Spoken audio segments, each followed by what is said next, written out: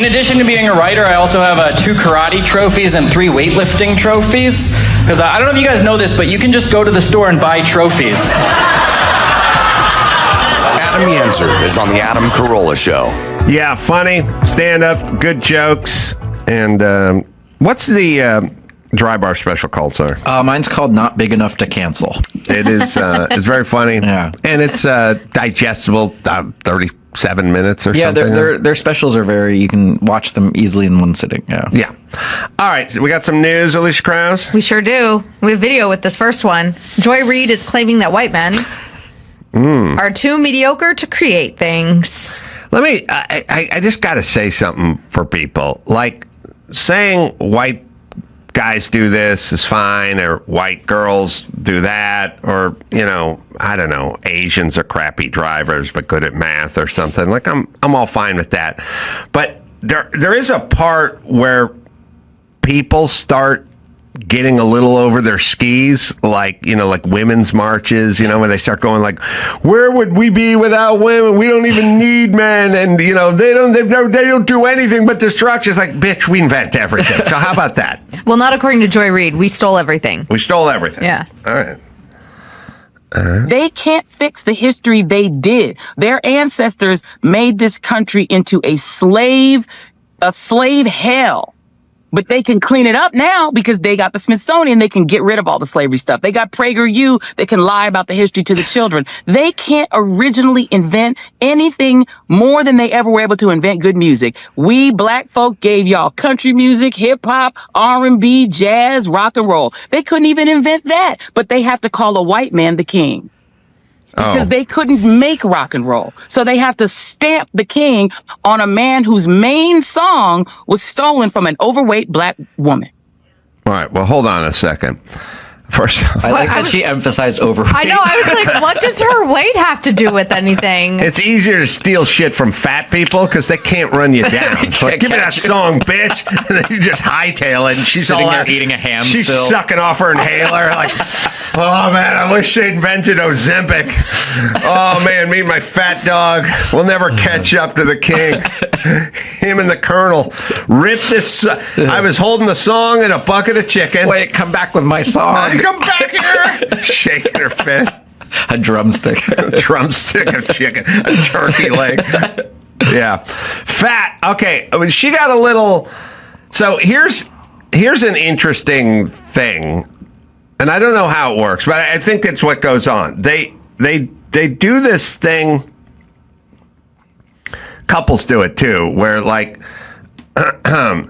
they start broad. Like the guy goes, I do everything around here, Well, meanwhile, she's got a full-time job and she cooks dinner and she takes a kid to school. And then they go, I do everything. I got to do everything. And then they start to hear themselves and they're picturing them cooking dinner and leaving for work and doing stuff. And they go, I was in the garage organizing 3 months ago. Nobody else organizes the garage. Who's going to put the wood screws with the wood screws and the machine screws? And all of a sudden it's like, well, you do the garage, but that's not everything. Yeah. But did you find yourself getting over your skis?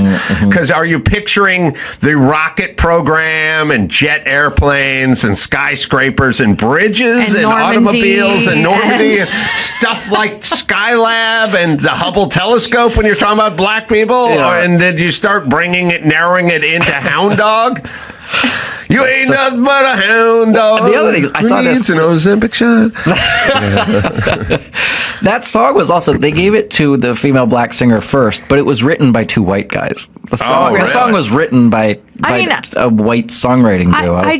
I love how she threw our friend's PragerU in there. Yeah. I'm like, excuse me, if anyone has been rewriting history, it's like leftist teachers unions for a bajillion years. This homeschool chick right here, learned all of this American history.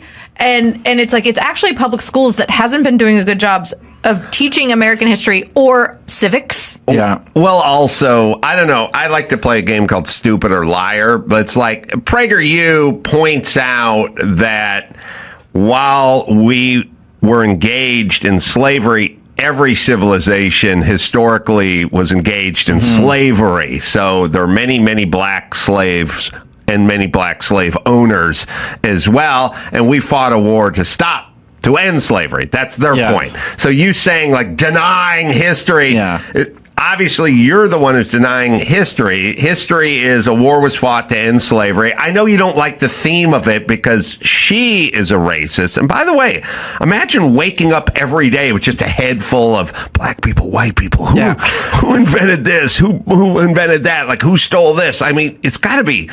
It's a full-time job, but she's definitely a racist. You wouldn't think that way if you weren't a racist.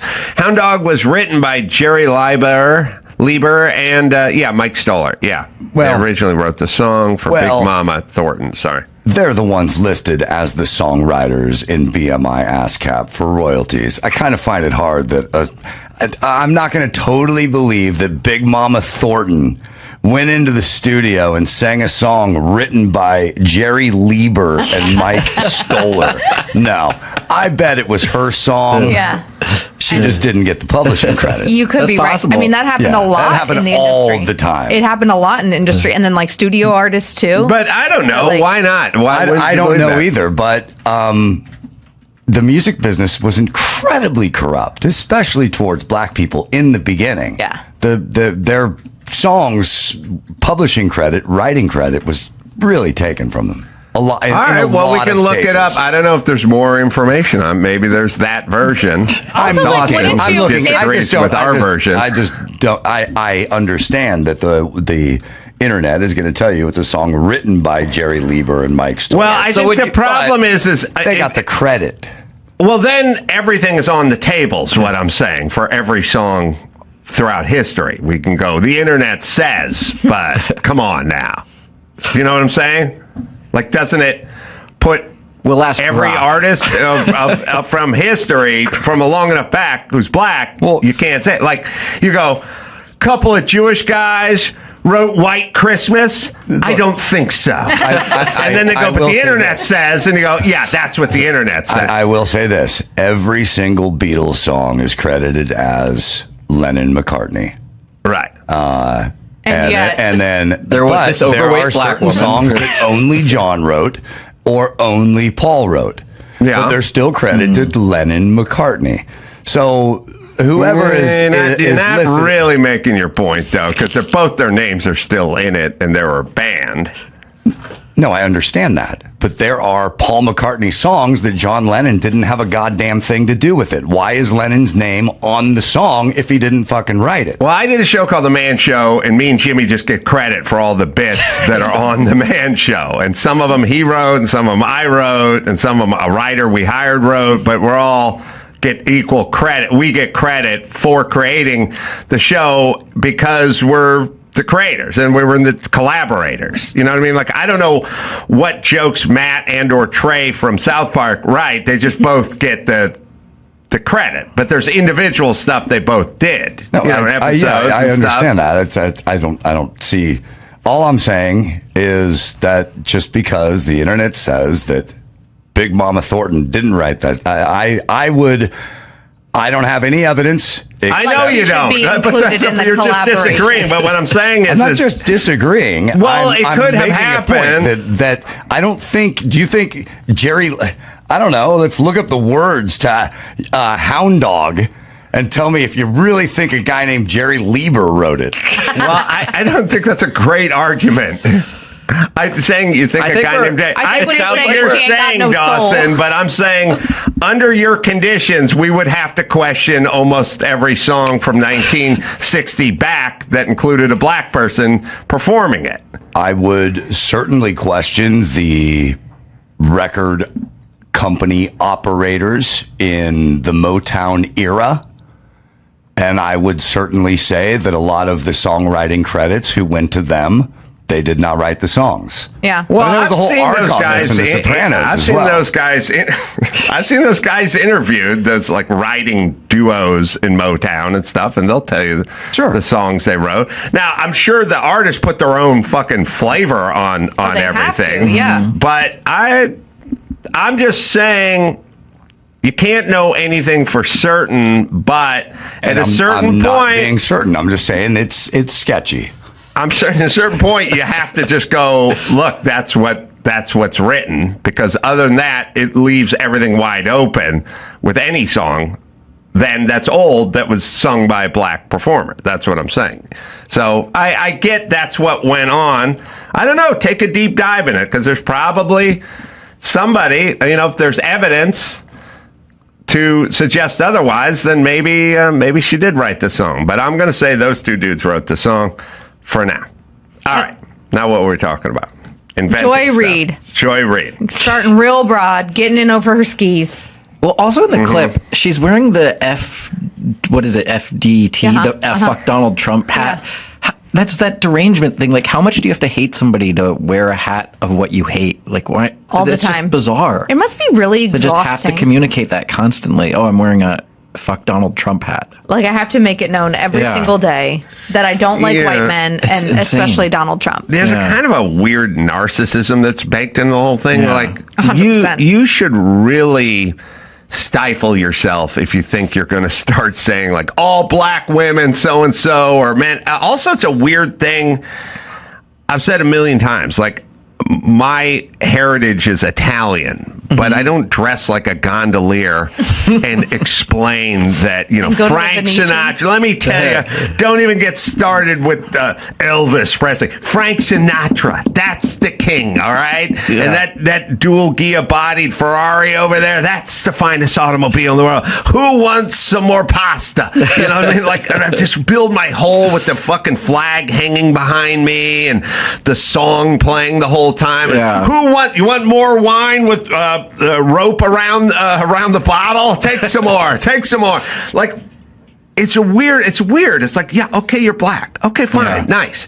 And like, okay, maybe you have a team, maybe like the Dodgers or the Mets, so you put a ball cap on once in a while. But it's not your entire fucking world. Like, just non-stop. It's like it's like a disease. And I almost feel bad for them. Yeah, and the over the skis thing, it's so hyperbolic. Like, you had to say, oh, just because maybe you can pick out one thing where you're like, oh, white men didn't invent this, or this was miscredited to them, or they were. But when you go, that means white men never created or invented anything, you're immediately going to run up against proof that that's not true. And well, I don't know what.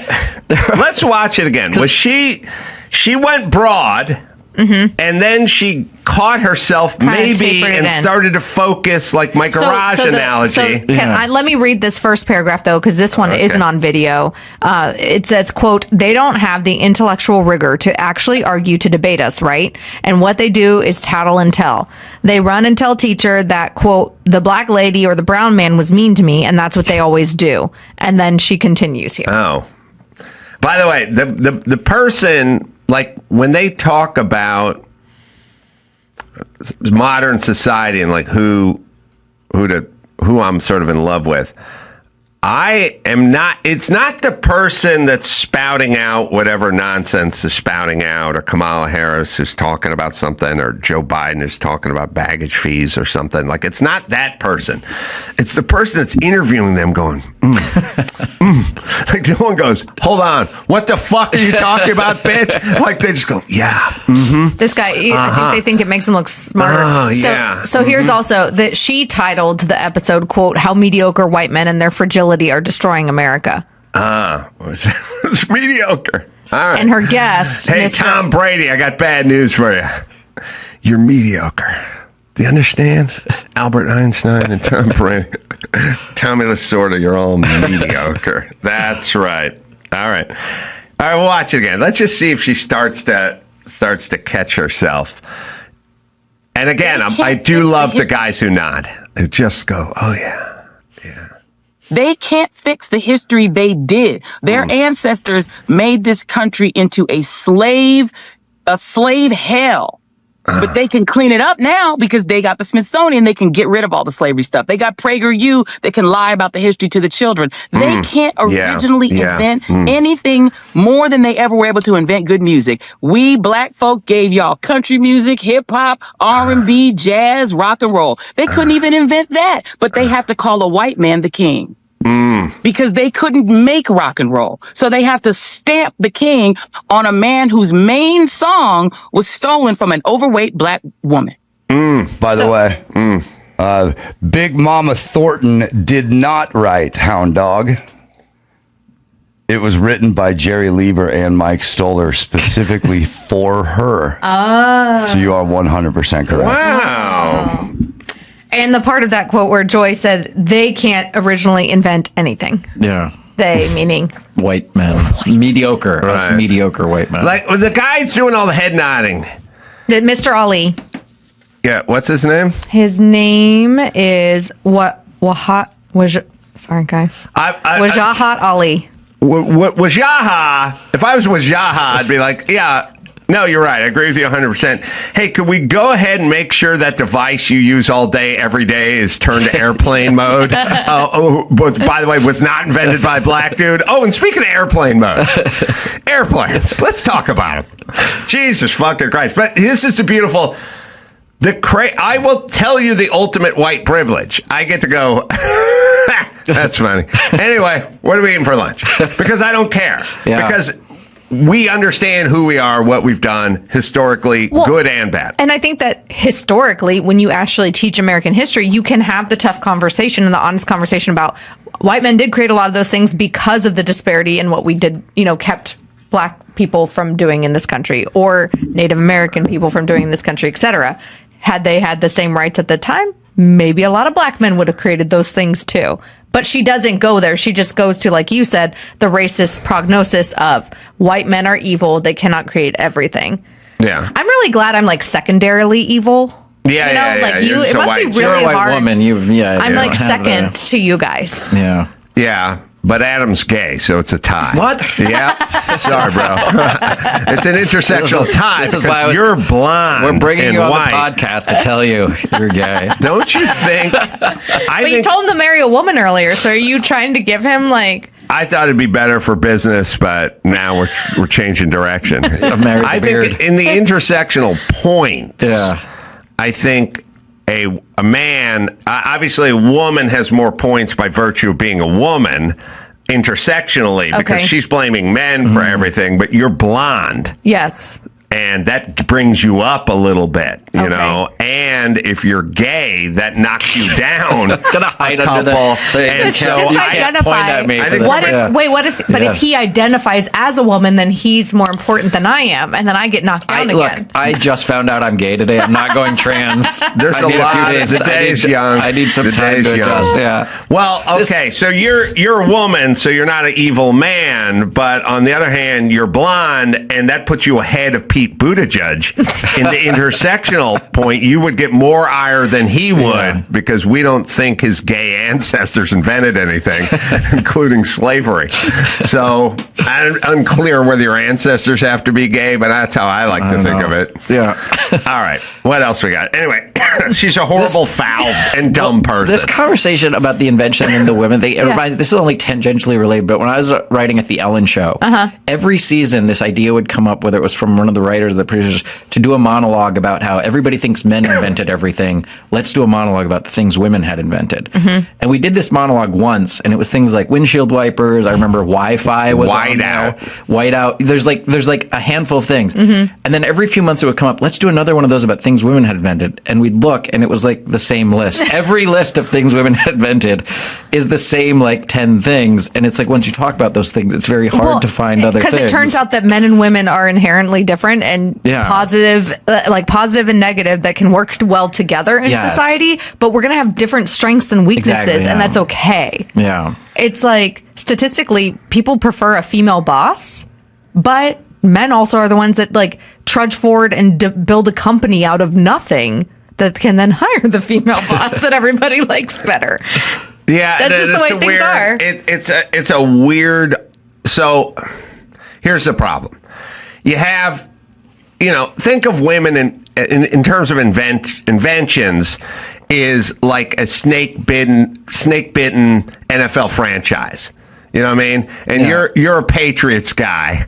And I'm a Cleveland guy, and I got to cobble something together. Like, Bernie Kosar was underrated. Underrated. And it's like, it's still, you got 0 Super Bowl rings. I got fucking 6. You can keep talking. You can talk all fucking night about Clay Matthews or Bernie Kosar or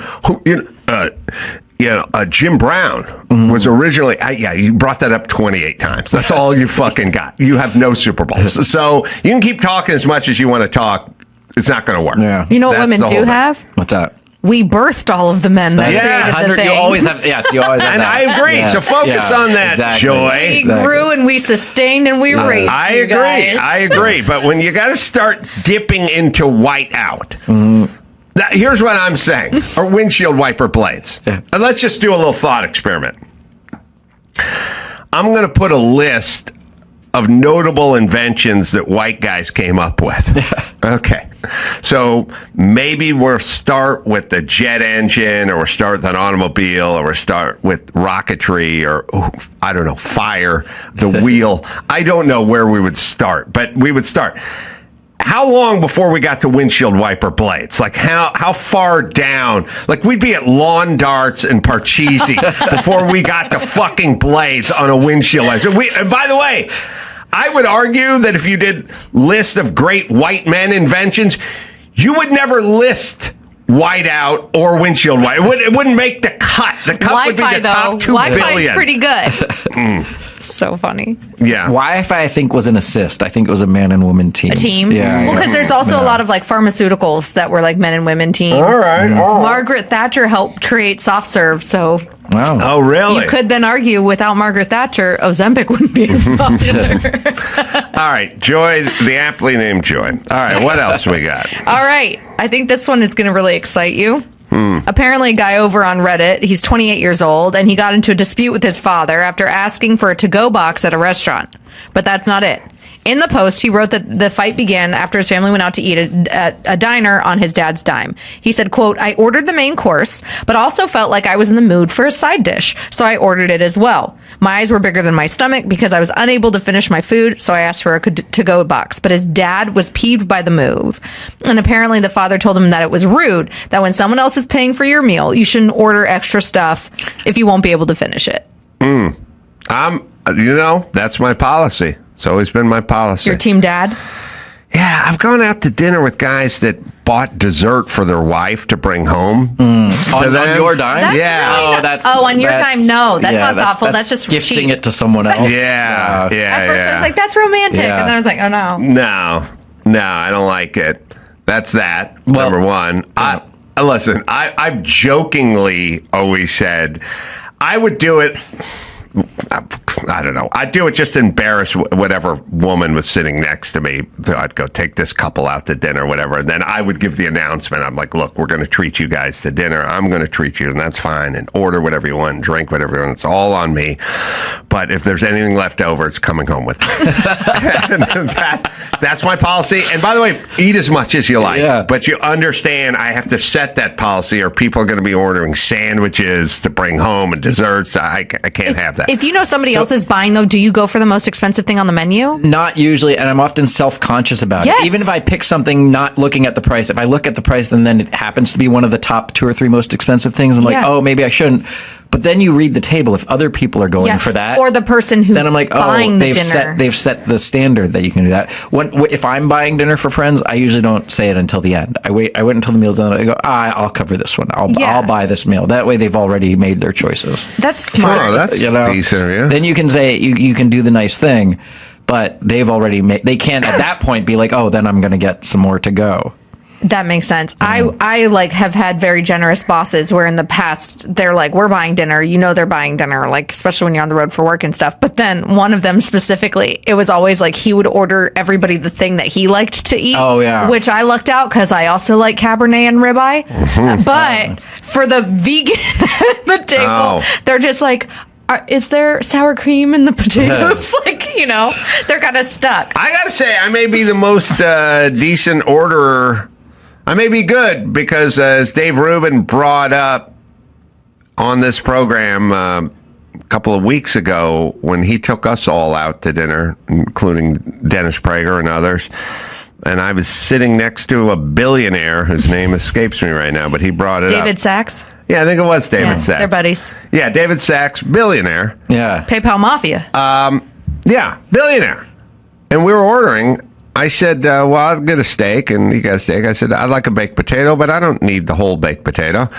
And I said to David Sachs, you want to split a baked potato? And he said, yeah, I'll split a baked potato. And I said, Dave, just give us one. We'll split it. Nice. And I saved him $4. That's great. That's the point. And he's out of his mind. He's like, I can't believe you split a baked potato With a billionaire? With a billionaire, because it's also the cheapest thing on the item, on the menu. And I go, I wasn't going to eat a whole baked potato, and neither was the billionaire to my left. So we split it. Yeah. By the way, you should be thanking me. Yeah. That's That's very thoughtful. sustainable, actually, Thank for two you. conservative rich It's frugal. dudes. Thank You you. don't want anything to go to waste. Yeah, so me and Sachs split Baked potato. baked potato. Have you guys ever bought anybody anything though, and you were like, whoa, hold on there? I started to tell you this story before, and I live over in Toluca Lake. I got to point the right direction because I know that's. But You point toward Glendale, bro. but during the height of the Newsom homeless camps that were popping up everywhere, under the bridge in Toluca Lake, there was a homeless tent camp, and there's a McDonald's right next door. It's by the Comedy Chateau. I may or may not know that McDonald's. I was leaving the Comedy Chateau one night, needed late food. I get in line at the drive-thru. There's a homeless guy by the menu board begging like, hey, can you guys buy me something? Hey, can you get me food? And I was feeling generous, and I said, sure, go ahead. What do you want? And he starts going, 4 double cheeseburgers, 3 large fries. He ordered a caramel macchiato. What? I was like, I didn't know homeless people, you don't get a caramel macchiato. You get life sustenance food out by generous. He ordered more food than I did. I was like, I think he's buying for everyone under the bridge, the whole tent camp. But I felt totally taken advantage of because I was like, I'm doing this to be nice. And then he just ran up, I'm going right down the menu, ordering 10 different things. He's like, and make it extra large. Yeah. It was just like... Extra large fry. Caramel Number 4. macchiato. Caramel, that was the one. That was more insulting to me. Like multiple burgers or multiple fries. Yeah, you're like, maybe he's saving it up for the caramel next few macchiato days. is like, that's like a luxury item. I feel like that's an extra. That's not. I don't even get a caramel macchiato when I go to McDonald's. That is so funny. Yeah. Yeah, I had a homeless guy. I was going out to eat once at a homeless guy, like in Beverly Hills, and he's like, came up to the window. I was like, hey man, you got any cash or something? And I like reached my ashtray, and I think there was like a $5 bill, and I gave him a $5 bill, which is more money than my dad ever gave me. And I gave him a $5 bill, and he looked at it and he goes, oh man, can't you do me better than that, bro? Stop. And I go, I could give you $1 million, but I'm not. You should be pretty fucking happy You with said your that to him? Yes. You said I could give... No, he looked at me, saw the car, went, you can do better than, you can do, we're at a charity auction or something, buying Shaq's shoe or something. He's like, you can do better than this. I'm like, of course I can do better than that, but I'm not. But it's insane that you brought that up. You say, how much are you expecting? He goes, 15. Yeah. All right, let's do one more if you have one more. One more. Rosie O'Donnell is slamming Jay Leno. Have you guys watched this Biggest Loser series on Netflix? I've heard about it. It's I have in the not top seen that 10. one yet. I haven't watched it. All right, who do you think? This is a question for Adam, who worked for Ellen. Mm-hmm. So I know someone who was like an executive producer during Rosie's first run, where she was way over the top, saccharine sweet, cutie patootie chub club. Had such a crush on Tom Cruise and everything else, and said she was the meanest bitch he's ever dealt with, and dreaded his job because he had to fire people every single day. Oh my gosh. Literally, she would tell him, go fire that guy and go fire that guy. Just now, this Rosie is the real Rosie. Yeah. The super bitter, angry, never smiling, no sense of humor. That's the real Rosie. We had the fake Rosie in the Chub Club, cutie patootie, overcompensation Rosie, just like we now have the real Ellen, and there's a real Bill Cosby. He used to like to dance, not so much. Okay. Who do you think at their prime was meaner? Oh, between Rosie and Ellen? Yeah. Ooh. At the prime of their bullshit, pretending to be nice prime. I think Rosie was probably more overtly mean. Rosie was overt. Yeah, because he used to tell me to literally tell me how to fire people every day, and then eventually and I know he people got that worked fired. on both shows. Oh, you do? Yeah, so yeah, I would say I think Rosie was more overtly mean, and Ellen, she was like tough and difficult. I think a lot of it with Rosie, it sounded more like it radiated from her. Yeah, like just a bitter person. I heard some View stories too. Oh, yeah. Like she was not so nice when she was over at the View either. Oh, Rosie? Yeah. Well, Rosie's a super angry, sad, rageful person. So she's not going to... You could go... Did you hear about Rosie on The View or at the zoo or in a train or on a plane? And it's all going to be the same story because it's a horrible vitriolic, in LA, in Ireland. And by the way, she, victim, survivor, lashing out all the time. Yeah, that's what you're dealing with. Well, now she's lashing out at Jay Leno. After watching the Fit for TV, The Reality of the Biggest Loser over on Netflix, she publicly called out Jay Leno for how he treated a former contestant who's featured in the documentary, Tracy Ukich, on the show. Apparently, she said, quote, Jay Leno is a mean a-hole, hashtag Biggest Loser documentary, and captioned her Instagram post that included photos of Tracy during the confessional and on The Tonight Show with Jay Leno in the new docuseries. So apparently Ukich was recalling a time that she went on Jay Leno's late night show and he read her death threats that she had received, I guess as part of a bit. But O'Donnell said that wasn't funny and you can't say that you're not sorry. Like, seriously, so hurtful and so cruel. Come on. Well, first of all, Jay is super nice and Rosie's super mean. So the idea that she's calling Jay mean is ironic because she's super mean and he's super nice. Yeah. So there's a lot of that. He's doing a bit, right? I mean, I haven't seen the bit. I don't know. Yeah, when the clip that I saw of it was kind of a bit, which I feel you guys have experience with this. I do not.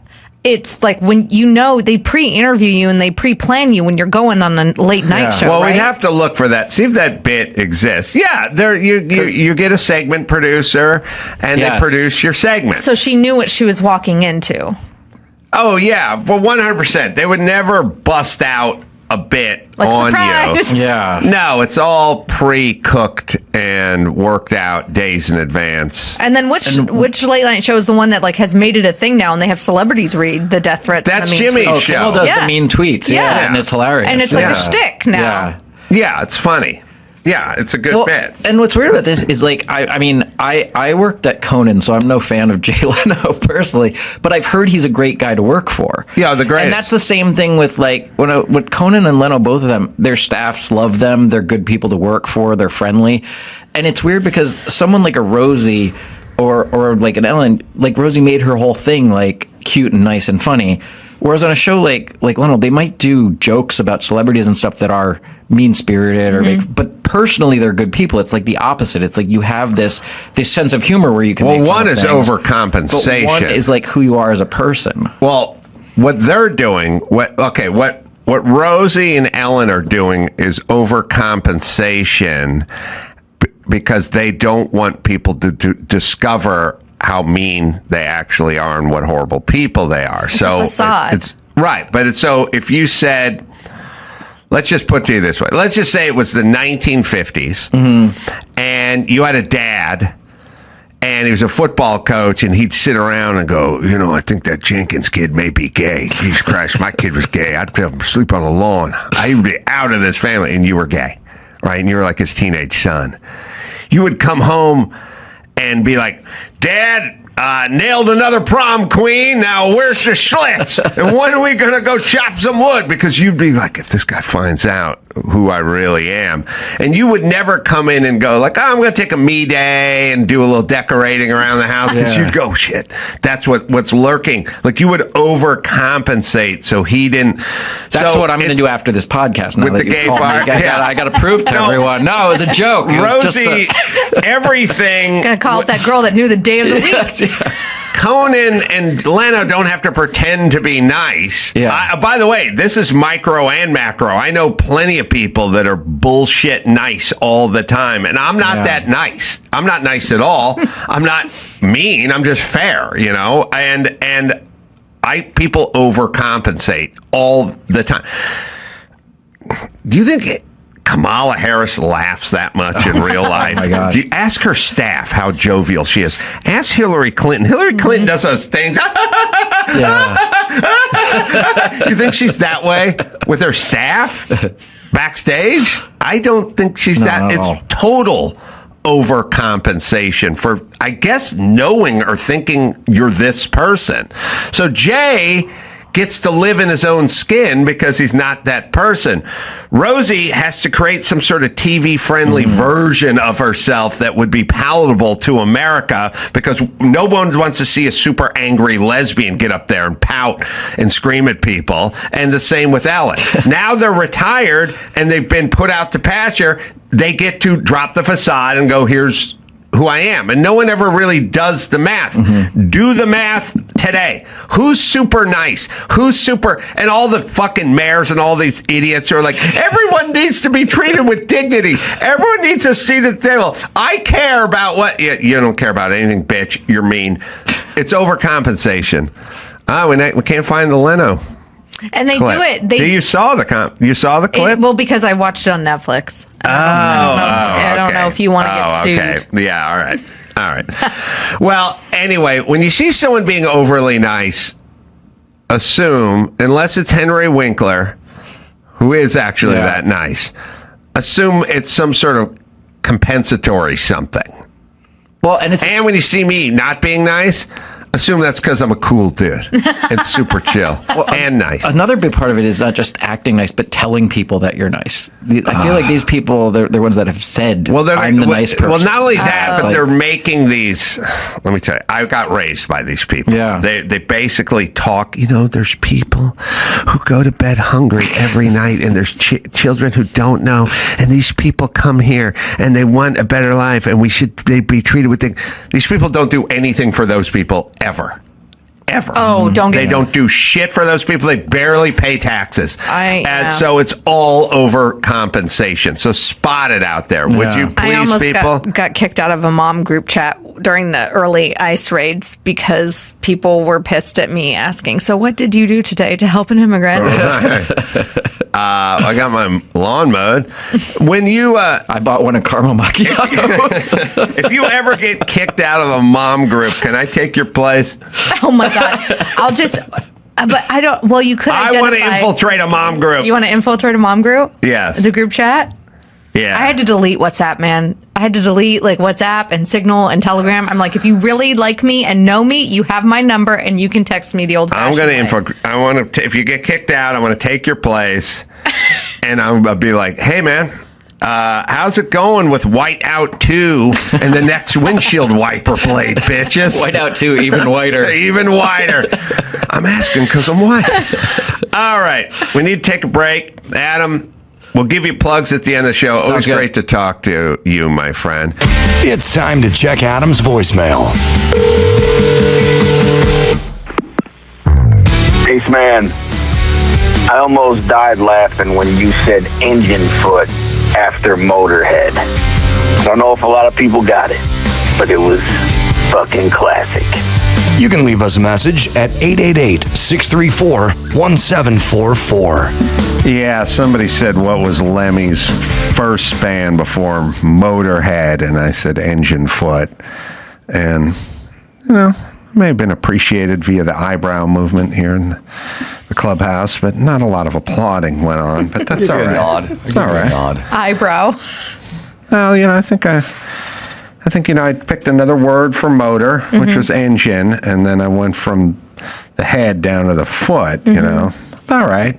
I didn't write it down or anything, but I appreciate people are listening. You didn't do that in Bend over the weekend? That wasn't a joke you led with? Can we institute something? Because I like lessons and laws and societal norms. Can we institute something? There were 2 pizza boxes back there. I just happened to go check out one, and it's empty.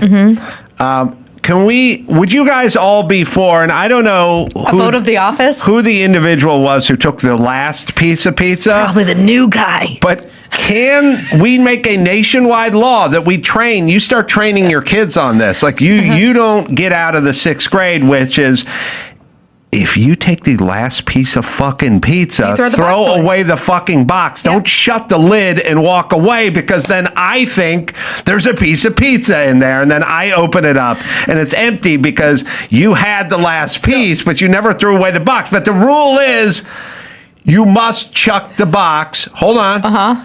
addendum. When you take the last piece of pizza, you either chuck the box or you leave the lid open. If you don't have a place to do it. Okay. But you don't shut the lid and walk away. And by the way, I'll say the same thing for mayonnaise and Tabasco and everything else. When the fucking thing is empty, don't put it away. Oh my God. Throw That's it my out. biggest pet peeve. Throw it away. My kids will sneak a bag of chips and then leave it with a clip on it and everything. And I'm like, who did this? What's wrong with the clip? Well, because they finished the bag and it's just crumbs at the bottom. So I go in thinking there's a bag of chips okay, and they've it's gone. tried to hide it. I mean, maybe it's clever. What are your thoughts though on, so say you have one cheese pizza and one pepperoni pizza and all of the cheese pizza is gone. Home Alone storyline starting right here. But there's like a couple pieces of cheese and then somebody just to condense space puts some of the cheese in the pepperoni box. Does that annoy you? Or No, I don't mind consolidation. Okay. I don't mind consolidation. Even if it's consolidation of two different kinds? Look. Because I had a girlfriend that got annoyed at that one time. Look, here let me explain. I like where your head's at because there's effort. Yes. Walking away from the empty pizza box just makes you a piece of shit. See what I did there? But I'm Motorhead. bummed. No, I just mean that means you don't care about anyone. You're lazy. You got your piece of pizza. Yep. And you're done. I think I'm fine. The consolidation thing is a calorie burner. I like it. Okay. I'm fine with Okay. it. And I don't think it's confusing. You open it up and you go, okay, we have 3 cheese and 3 pepperoni left. we're fine. I'll do the math here. Now, but we do need a ratio consideration, which is to say, we do, and I've been yelling about this my whole life, we do way too much. And anyone that's been on a set, a movie set or a TV set, when they send the PA out to the lunch run, they'll go, because they'll do it when you're filming. Someone's going on a lunch run, and they'll go, all right, we're going to Jersey Mike's. And then somebody will inevitably tell this person, they'll go, get 10 beef, get 10 roast beef, 10 turkey, and 10 veggies. And the person will start leaving, and I'll go, no one's here who's a vegetarian. Or there is, it's one, and she packed her own lunch. Or no one's, and then... Don't order 10 veggies. Right, but they do that. And then at the end, there's 9 veggies sitting there, and then what people do with veggie sandwiches, they'll pick through the corpse of it, like they'll start pulling cheese off and stuff like that. But, okay, don't do it. Get your numbers right. Like, I go, look... Don't get 10 veggie if there's no vegetarians on this set. Go ask who's a vegetarian. Don't just go. That's one less gluten-free is the thing now. Sandwich we're gonna have. I was at on the road, as I'd explain, and I was in Oregon, and I was at the Ramada Inn or I don't know, whatever the hotel. They have the continental breakfast, from 6 a.m. to 10. And I went down there just to check it out, get some coffee. And I went down there, and they had the chafing dish that had the pre-made, I'm calling them omelets, but sort of miniature little egg and cheese or whatever. Nothing. Like a frittata kind of thing. Yeah, it was a small, looked like they're the size of a Jack in the Box taco on the side, right? And it just had 2 things. One said veggie and egg white, and the other just said cheddar cheese. Yep. And regular egg. And I go, all right, well, that sounds good. And I lifted up, and the cheddar cheese was gone. And there were 11 veggie egg white ones because nobody wants the veggie egg white one. But what I'm saying is it takes just as much effort to make a veggie egg white one as it does to make the cheddar cheese one. So why don't we just have a very few? It's like, and then you go in the room and they have coffees, and there's 2 regular and 2 decaf. We're not 50-50. I've been to Starbucks 1,000 times. I've never heard anyone order a decaf. Half of the places ordering decaf. It doesn't. That's not the ratio. It's not half the guys at the Bend Ramada Inn want the veggie one. No, it's less than 10%. And it's the same as it is with the coffee. It's less than 10%. Don't make your ratio. Fix your ratio. But this is the problem, though. It's the loudest voices get the most attention. It's like Shake Shack used to have the tastiest peanut butter milkshake. And then they announced a few years ago, I think when I was pregnant with baby number 3 and craving that sucker, oh, no, we're not going to do this anymore because out of respect for people that come into our stores with a peanut allergy. And I was like third trimester raging. And I told the manager, I'm like, oh, you mean the less than 2% of the country that has a peanut allergy? Well, that really has a peanut allergy. Like that really has a peanut allergy? Well, like EpiPen needed peanut allergy? Right. 46% claim to have one.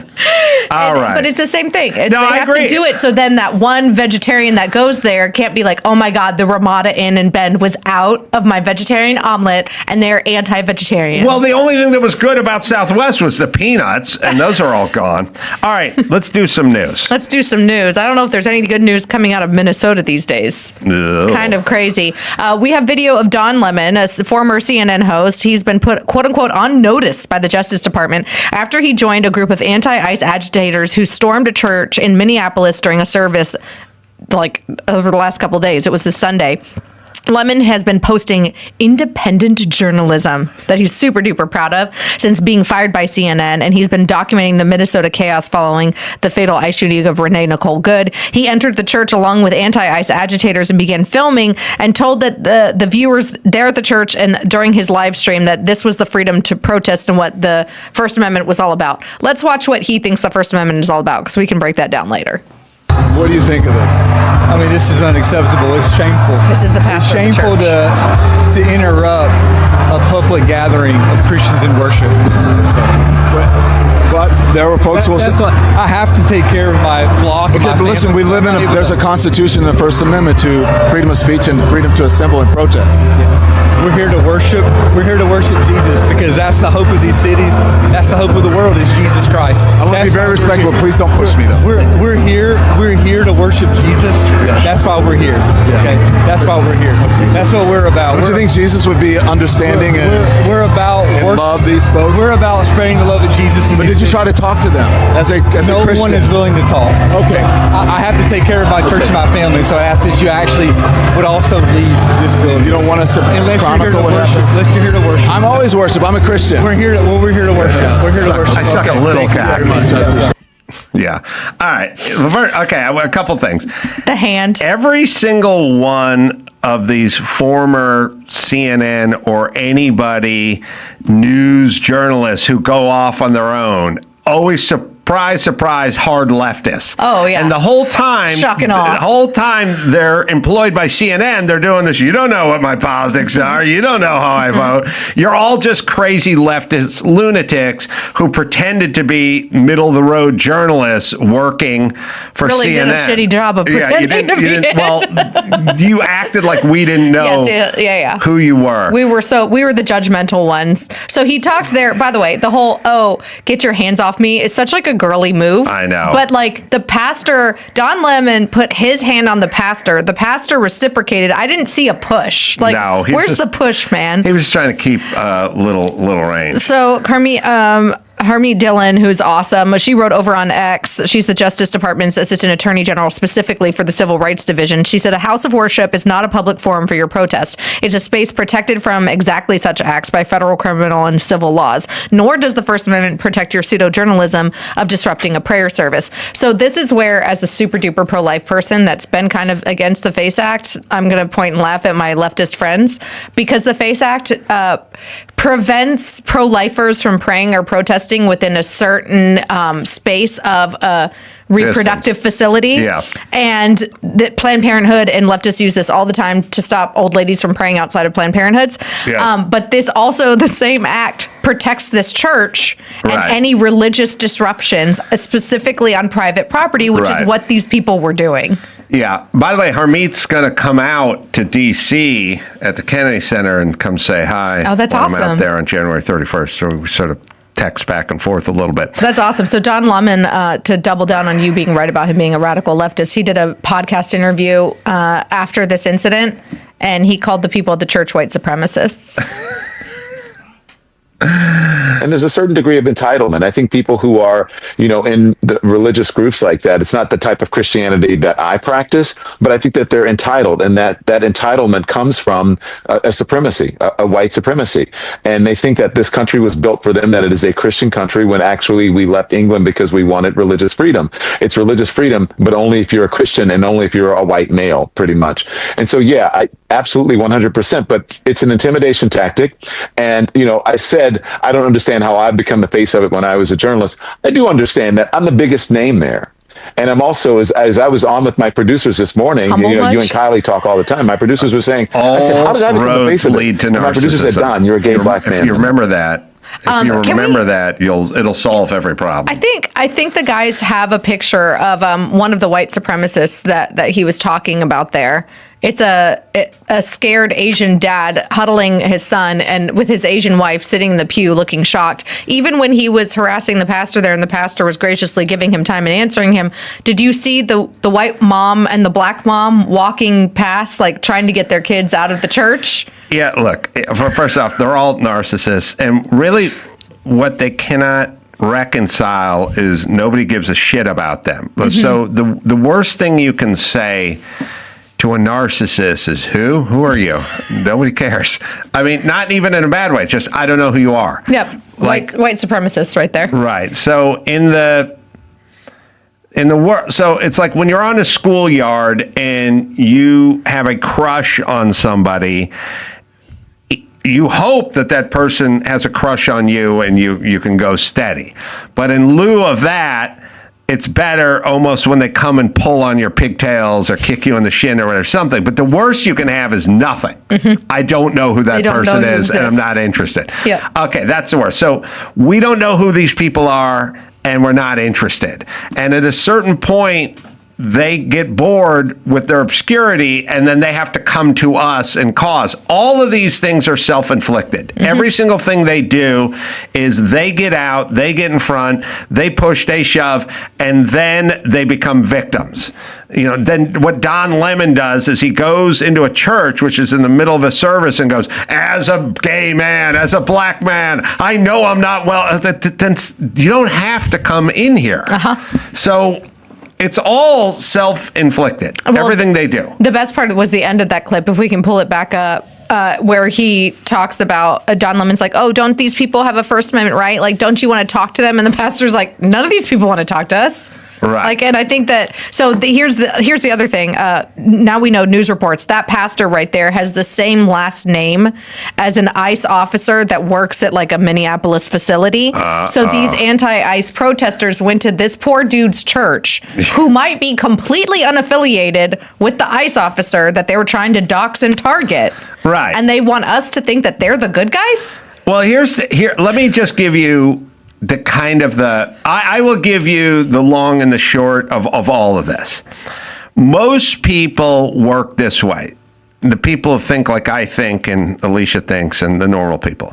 You just go, all right, let's see. The Rams are playing Seattle. Good for the championship, whatever. I'm a Rams fan, and I would be happy just to take my son and go to a Rams bar and watch the Rams game amongst Rams fans. Now, here's the problem with the super angry Seattle fans and all the crazy bitches. They're not happy to go to the Seattle bar and enjoy the Seattle game. They would do that for the first quarter. Mm-hmm. But at a certain point, instead of just sitting with like-minded Seattle people and cheering your team on, that's not enough for you.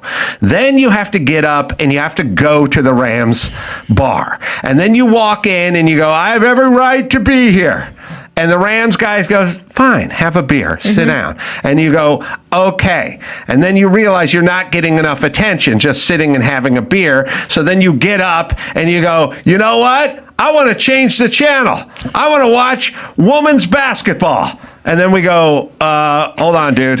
No, we're watching the Rams game. Yep. And matter of fact, why don't you go back to the Seattle bar and pitch that at the Seattle bar? Or better yet, just go to the Seattle bar and shut the fuck up and watch it. Now, I'm not doing it. Then at a certain point, you stand up on the bar and you start reaching for the TV remote and you start changing the channels, and a Rams fan grabs you and pulls you back down, and then you start screaming, "I'm under attack." Yes. That's exactly Why are what you all hitting you me? assholes are doing. Yeah. Go to the Seattle bar, watch your fucking team, and shut the fuck up. That's all we're trying to do here. But you have to do this, and then at some point you become a victim because you've come into our bar and you want to change that. And by the way, if you just wanted to come into our bar wearing your Seattle jersey and sit down and have a Michelob Ultra, you would have been left alone. Now, if I put my Rams jersey on and went to your bar, I wouldn't have been left They alone. probably would have been left alone had they gone into the church, sat through the service, then asked to talk to the pastor after. But you can't do that. Even if they had protested on the street, but they went into private property. That's right, because you need to be a victim. Because you have to be a victim. As a church-going mama, it really pissed me off seeing those poor kids because they have no idea what's going on. No, I know. And now they're terrorized and afraid to go to church and asking mommy what happened and why those people were yelling at them. Yes, just go to your Seattle bar, get a beer, and shut the fuck up. That's all. Easy way to go. And then while you're on the Rams bar trying to change the TV set and people are yelling at you, you're yelling, "I didn't ask for any of this. I don't want any of this." But why are you hitting me, bro? I know. That's what you're doing. So just fucking stay in your bar. But you don't want that. That's not what you can't just sit there and enjoy what you enjoy. You know, because Cannot of be you, done. I say bro more now. Thank you, bro. Bro. Bro. My 12-year-old says bruh. Bruh. That's like a kid thing now. You know, they say like bruh. I didn't know that, but I do know if you say American, that's fine. But if you say American, you just start with an M. That means you're a super patriot. American. It depends on what crowds. American. Not in Minneapolis right now. No. All right. So Matthew McConaughey was recently on the On Purpose with Jay Shetty podcast, and he spoke about his dislike for participation medals and how chasing perfection is really what drives him. Yeah. Well, but I'm also, as you know from the book, I'm not into extra credit. I don't like 4.2 GPAs. That tells me like, well, what happened? Then we're not given the right test. If 4 was the pinnacle, you know, that means not many people should be getting it, if anybody. Yeah. So now we're getting 4 2s, 4 4s. That tells me we've over leveraged the original task, or we've added amnesty or too many places to not do have the real competence and merit at the task that you're supposed to give. Because, especially I think in the West, because we want everyone to feel really great. Participation trophies, 4.2 GPA. Well, I feel better. He goes on to say, but like Shanty seemed bored or didn't know what he was talking about. Or, I've won. Okay, first off, 1,000%. Yep. There's no such thing as giving 110%. We'll just do 100%. That'll be that. And 4.0, that's the max. You can get it or not, but we don't have to keep going above what we had. And we need a better term for participation trophy, because participation trophies have always existed and they're a good thing. Do you think they are? Yes. Because you're a part of the team and everybody's working together kind of situation? Or? Well, you know, it's a weird thing, and maybe it's just because I played way too much football and Pop Warner football. Yeah. A participation trophy is just that. It's a participation trophy. Yeah, everybody knows you're not the first place person. Everybody who shows up to this 10K is going to get a little button that said, I ran this 10K. Somebody's going to win this 10K and they'll get a trophy. And there'll be a best offensive player, best defensive player, most valuable player. Sometimes they'll break it down like best lineman, best defensive back and stuff like that. The most improved, blah, blah, blah. But everybody gets a participation trophy because everyone who came here went to all the practices, went to all the games, and basically made it through a participation. And also helped the team. Like if you're talking about a team sport. Yeah. I mean, not everybody's the quarterback, but it does take a team effort to win a game. Yeah, but you could have just been riding the pine the whole time, as we would say, but you still scrimmaged and practiced and played the defense on the scrimmage and stuff like that. Listen, a participation trophy saying, and I know what he means, but we need a better term, because it's like saying we shouldn't be handing out these high school diplomas. It's like, no, if you went to high school and you completed high school, then you get a diploma. You don't get valedictorian, and you don't get a free ride to Harvard, and you don't get class clown or best looking. You just get a piece of paper that says you went here and you completed this. Now, it's worth as much as a participation trophy is, which is not anything. But you should still have it. Yeah. So it's called something. They're sort of saying, stop giving everyone the most valuable trophy. But here's really what they did. They reverse engineered it. They went, everyone gets a participation trophy, and we're not going to give out most valuable trophy because that'll make people feel ashamed. So then the participation trophy became a bad thing because you weren't giving out the best thing. Right. And the participation trophy, and like I said, especially you play football, you go to all the practices and sweat it out and run all the wind sprints and do all the push-ups and stuff. Good. Here's a fucking trophy. You should get a trophy for that. Just like you should get you should get a piece of paper that says you graduated North Hollywood High. It doesn't mean you're top of the class. It doesn't mean anything. Or whatever my homeschool school was right. called. You just won. The Pots and Pans International. Yeah, you were there. Yeah. And I learned some things. Yeah. Learned how to read. Yeah. I was a valedictorian of my class, though. Really? You beat out your kid brother? Sweet. That's the joke. It's got to be. There's some really good homeschool jokes. Yeah, I'm sure. Thank you. What are the good homeschool jokes? The good homeschool jokes. Oh gosh, the other one is like, I was always a teacher's pet. Mm-hmm. I'll tell you the only reason why. Sorry, I don't want to be a nitpick, but I keep saying now with homeschooling, they get a collective together. They do. Right? That's cheating. Is that cheating? Well, when they go to like a co-op isn't always cheating. Like I have a girlfriend down the South Bay that runs an awesome co-op, and that's like once or twice a week. The kids get together and hang out and play. But they're literally kind of like charter schools essentially, where you bring your kid for a half day and somebody is teaching your kid. That's like a type of private school to me. That's not like homeschooling. But there is such a homeschooling where it's like 3 families come together or something. Those were pods, and those kind of started during COVID, but they're still paying a teacher, so that ain't homeschooling either. No, but I mean, is there a thing where you go, this mother's going to do Monday, Tuesday, Wednesday, and then that mother's going to do like... I have heard of that. I've never experienced that when I was homeschooled or when I homeschooled my girls. I didn't do that. It was me and them. I think my mom probably would have made the worst homeschool teacher. I felt like I did. Probably. It's so hard, man. I'm not smart enough to do it past 6th grade. History, Bible, literature is my jam. Math, nope. This is why my husband makes the money, and I just spend it. Good for you. Speaking of money, billionaire developer, friend of the program, Rick Caruso, won't be running for California governor or LA mayor. This bomb dropped on us on Friday, and I went to dinner with some friends that night that were pissed off at him. I'm curious about your take about this. But Rick Caruso spent a lot of last year publicly muling this run for California governor or Los Angeles mayor, and his ultimate decision in his Instagram post that he posted on Friday evening was neither. He said that he will not run for either office this year, putting an end to the projected all the speculation that he would launch some sort of political bid in 2026. He said, quote, after much reflection and many heartfelt conversations with my family, I've decided not to pursue elected office at this time. It was a difficult decision, and I am deeply disappointed to step back from an election that is so critical to California's future. He encouraged people that he wants to keep working on fire recovery through his nonprofit Steadfast LA and help people rebuild their homes, etc. So a lot of people on the right, and I'm sure you saw this, were like, shame on you. You kind of held up potentially good candidates. You held up these candidates from getting money, and you like kissed the ring and the booty of Karen Bass and Gavin Newsom. I mean, I like Rick. I don't agree with him on everything. And I think that people who have said that he is like Trump light are totally off base. But I don't know that I go to the, oh, shame on you. You held up everything for everybody. What's your stance?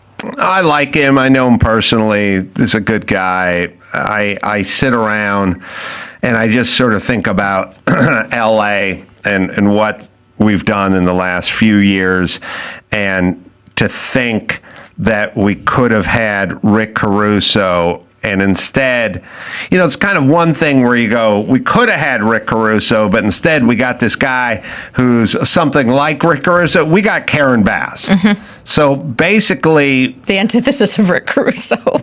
if LA was a franchise, we'd be like, look, it's between Tom Brady and Ryan Leaf. Who's going to be the franchise quarterback for LA? And we went, we're taking Ryan Leaf. And then we watched Tom Brady's career while Ryan flamed out. And it's like, we could have had this, but we chose that. And that we chose was the antithesis of this and the worst thing that could happen. And again, just another dingbat who has no interest or thoughts, or maybe he's just a communist. I don't know if Karen. I mean, she's been to Cuba enough. I don't know what her. I don't know if it's incompetence. She's a little Bernie Sanders light, I think. Oh yeah, she's real. Like when you look into Karen Bass, you can kind of go, oh come on, give me a break, but. I'm sorry, if you've been to Cuba 17 times, maybe there is some connection there. I've not been to Cuba ever because it's not my thing, but you've been there 17 times. How many times has Karen Bass been to Cuba? Almost as many as Bernie, maybe. Didn't he honeymoon there? He honeymooned. 15 trips? He honeymooned in the Soviet Union. She visited Cuba 15 times, reportedly taking, 15 trips, young community activist. All right, I'm just saying. Wait, so she has been 18 times. So she went on 15 trips in the 70s and then several more, like between the 70s and 2020. 18 times. 18 times. Well, maybe she has some allegiance or some thoughts about their way of governing, and perhaps she took some of that back here. I don't know if I've been back to Oklahoma to visit my mom 18 times since I left at 18. Well, that's kind of my thing. Like if you have an affinity for a place. If I had been to, the Netherlands 20 times and then I was running for mayor, you could think that some of my thought process might think about, well, how would they do it over there? Mm-hmm. But anyway, so we could add Rick Caruso. We got a dunce instead who may not even just be incompetent. She may just be sort of secretly, quietly doing what we just think of her as dumb. Or like incompetent. Incompetent. I would say incompetent. Right, but it might go deeper than that. Like I can't. I don't know if you can be dumb having been able to win and keep office in politics. I shouldn't say dumb. Yeah, I shouldn't that's say why dumb. I think incompetence or wrong. I think wrong. Yeah. Especially like based on our belief systems. She blames the homelessness on, income inequality. Mm-hmm. So which is stupid. Right. So here's the point. Maybe she's not dumb, but she has super dumb thoughts all the time. Which I would argue makes you de facto dumb. That's true. I see it now. Mm-hmm. I understand that correlation. It is interesting though that he talks about like, I'm sorry to sit this out. I don't know. It kind of read to me as like maybe more of a personal decision than like a strategic, political, or business one. Rick's got a pretty good life going for himself. Well, at that event that you guys did together at the Americana, he talked about like the importance of public service, and public service isn't just serving in politics, which I would completely agree with. And I think that that's a good thing for the average citizen to understand. Like, in order to sacrifice and serve your neighborhood, your family, your country, you don't have to run for mayor, right? But sometimes we need guys like a Rick that are capable of like putting their reputation, their money on the line and doing it. And I guess what I'm trying to say is I'm now voting for Spencer Pratt. I'm fine with him. She was in a group called Veceremos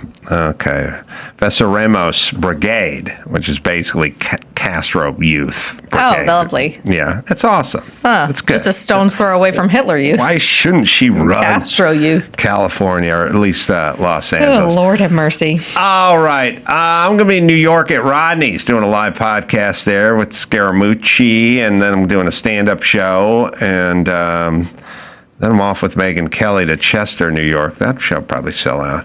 But then you can go to check out DC. I'm going to be there as well. Alicia Krause, weekly op-ed for the Washington Examiner, everybody. And good job. Until next time, Sam Crow for Alicia Krause saying mahalo. So, you may have seen this already, but boy, can you hear the gears grind. AOC spits out word salad when she's asked about China, refuses to say if the U.S. should defend Taiwan. This was part of the panel at the Munich Security Conference on Friday. And boy, oh boy, if you have not seen this video yet, it is, oof. Yeah, I like to watch it side by side with her calling Elon Musk dumb. Yeah. It's great. the U.S. actually commit U.S. troops to defend Taiwan if China were to move? You know, I think that this is such a, you know, I think that this is a, Okay. this is, of course, a very long-standing policy of the United States. And I think what we are hoping for is that we want to make sure that we never get to that point, and we want to make sure that we are moving in all of our economic research and our global positions to avoid any such confrontation and for that question to even arise. All right. So now here's our big problem. Right now, whoever's asking the question goes, I don't know what that was, but anyway, I asked you if we should commit to moving troops to defend Taiwan. Yeah. So can we get an answer to that question? They go, oh, okay. And then they move on, and they let these fucking imbeciles off the hook. Yeah, no follow-ups. Yeah. Yeah, listen, she's a dope, everybody, but she has a lot of what I like to call personal momentum, and dumb people respond to other people with personal momentum. It's essentially DJ Khaled. DJ Khaled is a talentless lump of shit who can't play an instrument or do anything, but I talked to a lot of people like, I like that dude. You like that dude because he's a talentless sack of shit who has momentum, and you respond to the momentum. And people respond to momentum, but only dumb people. Smart people see it, and I see DJ Khaled D-box Bob Marley's guitar and bang on it like a chimp trying to fuck a football. And I go, this guy's a talentless piece of shit. Yeah. And then I see Julius and the Baja Marimba Band, and I go, oh, these fucking guys know how to play instruments. Yeah. And there's a difference to me. Yep. She doesn't know what the fuck she's talking about because she's a dope, but she has personal momentum. Listen, everybody. 3 years ago, I said on Sean Hannity's show, if she was 60 and fat and from Minnesota, no one would listen to a fucking word she ever had to say again. And everyone looked at me and went, what's that supposed to mean? You want to listen to the tape? You tell me what it means. It means exactly what I said. It caused a kerfuffle, and I got interviewed after it, and people go, what do you mean by that? Okay, let's break it down. She was fat and middle-aged and from Minnesota. No one would listen to a word because she's a dope. Yeah. And everyone was like, so what do you mean? Yeah, I'm like, I don't know. Is there any more... Is there any more evidence that we shouldn't listen to this person because she's a fucking dope, but it's not her fault. It's the people who listen to her's fault. Yeah. Yeah. When you're talking about other people that nobody would listen to her, no, you're right. The other fat 60-year-old chicks from Minnesota definitely would listen to her. Right. And you're right. Yeah. The DJ Khaled thing, that dude definitely been on a couple of Super Bowl halftime shows, aforementioned, but definitely not the Baja Marimba Band. It's going to take me a second to get it right. It's either marimba. I think it's marimba. Marimba. It is marimba. Okay. But you want to say Marinda. Yeah, right. Like you're a Marinda's retarded Baja guy trying Band. to say Melinda. Marinda is a city in the Bay Area, by the way. Oh. Okay. Coming in the Back Door was the Baja Marimba's band. Biggest hit. Wow. Coming in the back door. man. Oh, that fucking did another shot at tequila when that guy came up with that idea. Oh, yeah. And that's what they tell the chicks on the road. You know what I'm famous for. Do we have that in that song? Somebody make sure that's on the playlist next time my girlfriend's in town. Coming in the that's back subliminal. door. Okay. And right before he walked on stage, Julius walked up to him and goes, I'm going to need the mouthpiece of that trumpet. He went, what? Yeah. I can't play without a mouth. Yeah, give me the mouth. Give me that. Yeah, just get up there. This is like Paul McCartney going to the sound guys and going, whatever you do, don't put Linda in the main mix, okay? That's right. Don't put Jim in the main mix, all right? There's going to be 18,000 out there. That's right. Pot him down. All right, that's their hit. Did they have another anything else that made the charts? Look, you could do a lot worse than the Baja Marimba Band. Yeah, you could. Yeah, and I heard it the other day. They did a cover of Ghost Riders in the Sky. Oh, wow. Which was their second biggest hit. Wow. Somebody doing the whip? There's a whip in that song, isn't there? Has they got a whip in that song? I think it was your dad, actually. Played the whip. Played the whip.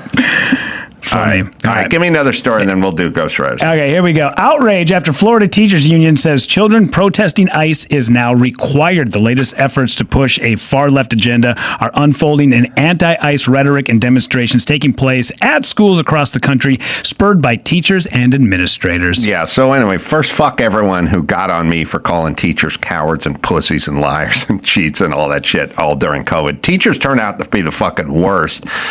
Look, it's a group.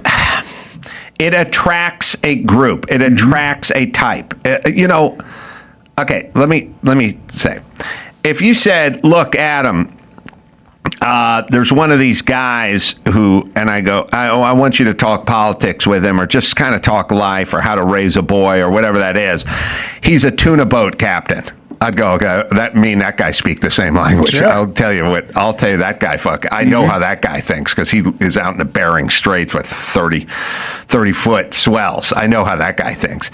It attracts a certain kind of guy, and I like that guy. Yeah. This attracts a different kind of person, and I don't like that person. And they can't stop. And I've said it a lot, but I just mean there is no such thing as a chick just going, I'm vegan, but you eat whatever you want. At a certain point, she's got to start getting involved with your diet. And this is a whole bunch of fucking vegans, and their job is just teach you about the Civil War and don't bring up your vegan shit. But they can't, because they're a bunch of chicks and dudes who cross their legs tightly. So they're going to let their worldview bleed into your shit. And then the problem is you got a bunch of 12-year-olds who believe them and are getting infected by this shit. And then, of course, when somebody goes, how about school choice and vouchers? They go, no. We don't want you getting away from our fucking crate training that we're providing and poisoning your fucking head over here. We don't want you going across the street to the other school that is not run by us, by like-minded people. And by the way, charter schools and all those schools have a much different mindset than these fucking unionized dickheads. And also, why should they even be able to unionize and then control the government? Our teachers' unions controlled Gavin Newsom, who controlled COVID, who kept the schools closed. Is that what you want? You want Rochelle Walensky, who runs the CDC, saying we should open schools, and then have a representative from the union tell her to shut her mouth and walk it back, and then she goes and walks it back because she needs the fucking unions on her side to donate money to the campaign so that they can then do the fucking bidding of the union? Why is that even fair? That's called bribery. So fuck these people. Yeah. And let's get the fucking charter schools together. And by the way, real simple question for somebody. You can ask them two simple questions. Should people be able to find their own ID to vote? And should there be school choice? And if they say no to both those, you can go, fuck you. You're not intellectually honest. You're bought and paid for. Absolutely. There's no fucking reason in the world why kids shouldn't have school choice. And only thing is these guys and their big fucking bloated union bullshit. Fucking heroes, my ass.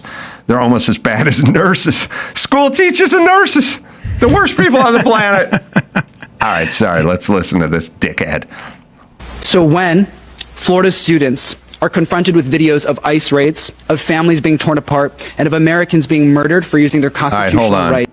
They don't have to be confronted with videos. They can just watch Dora the Explorer or something, or porn. Yeah. How about a video on, I don't know, DNA strands, anything else, because you're at school learning, not talking about ICE. They're confronted with these videos, so now they got to respond.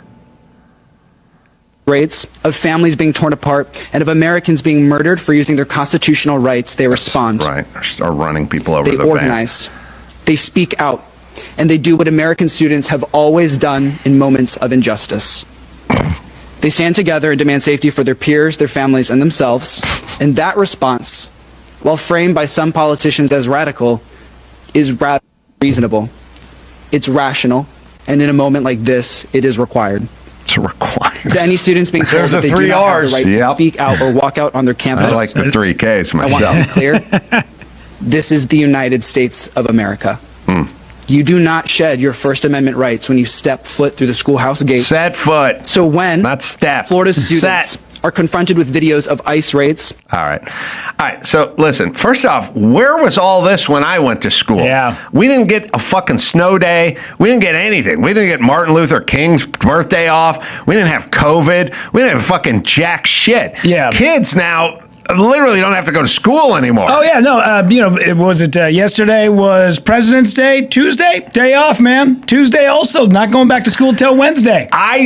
This is the thing that vexed me the most in all of stuff, and it made me realize. Listen, teachers, everybody's greatest goal is to not go to work and still get paid. That's every human being's goal. It's not probably Elon Musk's goal, but every other person I've ever known. Their plan in life is to figure out a way to not go to work and get paid. Teachers are no different. All they're looking for is fucking reasons to not go to work and get paid. That's all fucking COVID was. And my kids, all the time this happened, and it drove me nuts.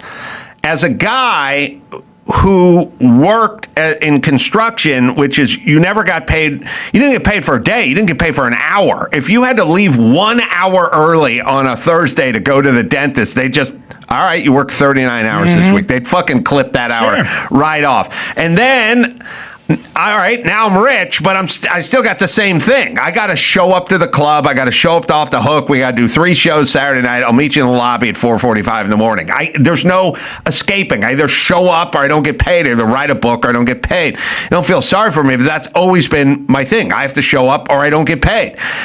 I would love to come up with a way that I didn't get on a plane and go to Florida, but I still got paid. But there is not that option. Teachers fucking love it. They love it because they love staying home, day drinking during COVID, and they don't give a fuck about the kids and know they're not heroes. And I know it because every single 3-day weekend was a 4-day weekend for my kids.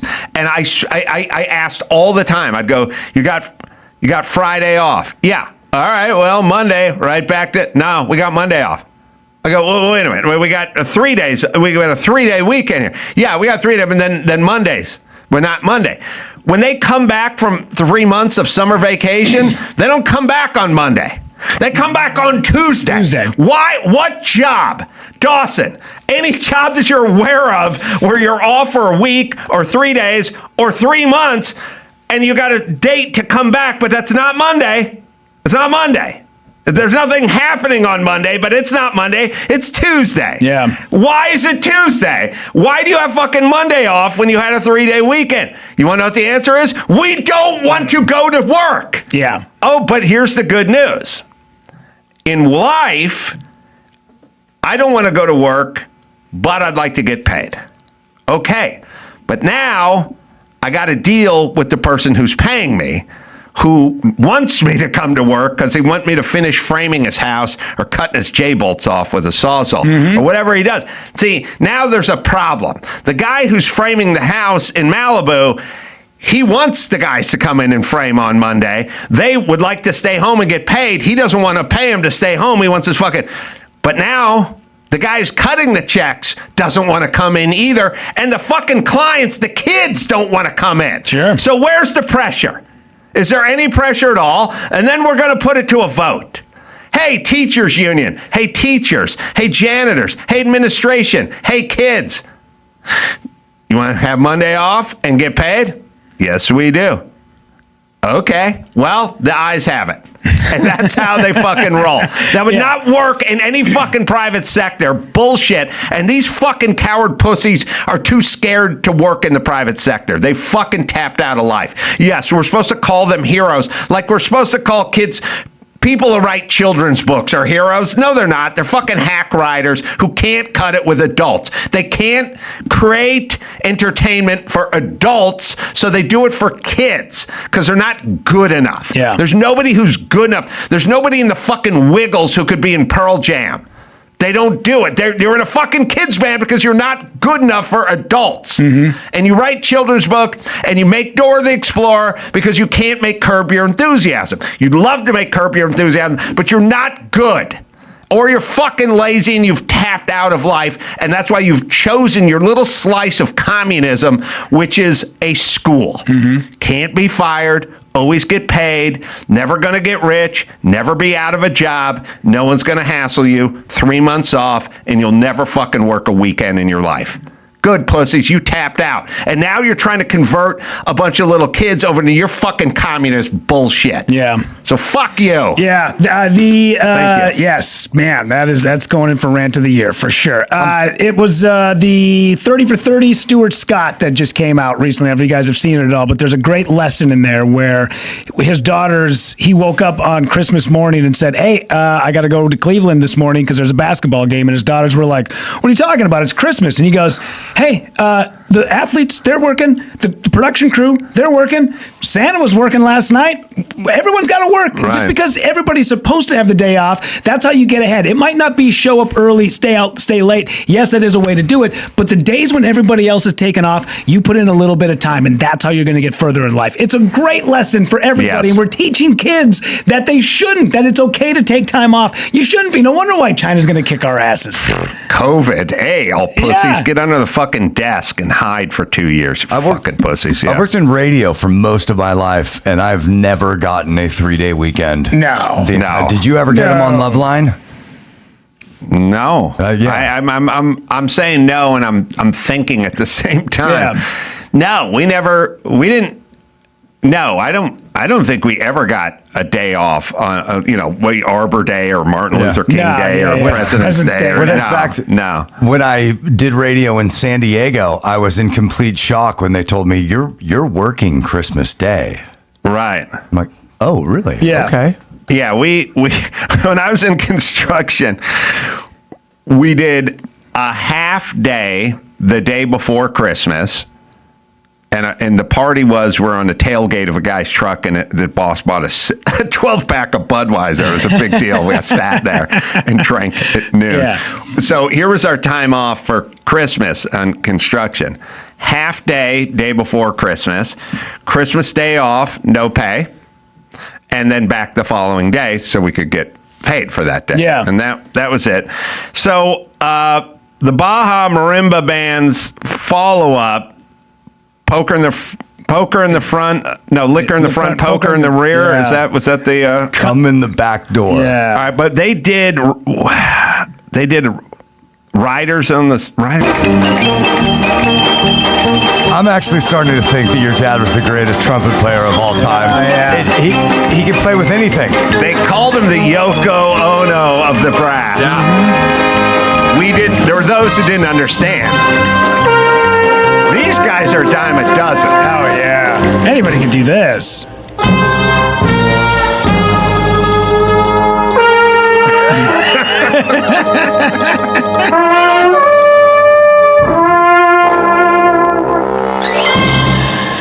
Well, look, a lot of people don't like me making fun of my dad, but he tortured me with that fucking trumpet my entire life. Yeah.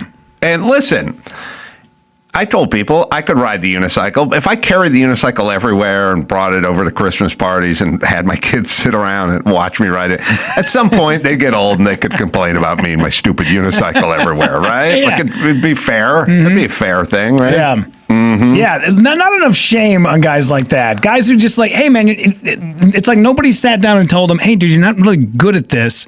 Give us all the break. You enjoy it in the sanctity of your home where we all don't have to sit and listen to it. And then eventually, if you happen to go out and do some open mics and you get a couple of nods your way about, hey, you're getting pretty goddamn good at that, then feel free to pull it out at the Christmas party. Yeah, people are too encouraging. Yeah. And not enough people are told, you're not good at this. Yeah. And it's annoying people, and no, you're not going to catch on with this band. My graduation party, it was my grad party. My cousin, who was 2 years younger than me, got up in front of everybody at my graduation party and sang a cappella to prove how great of a singer she was.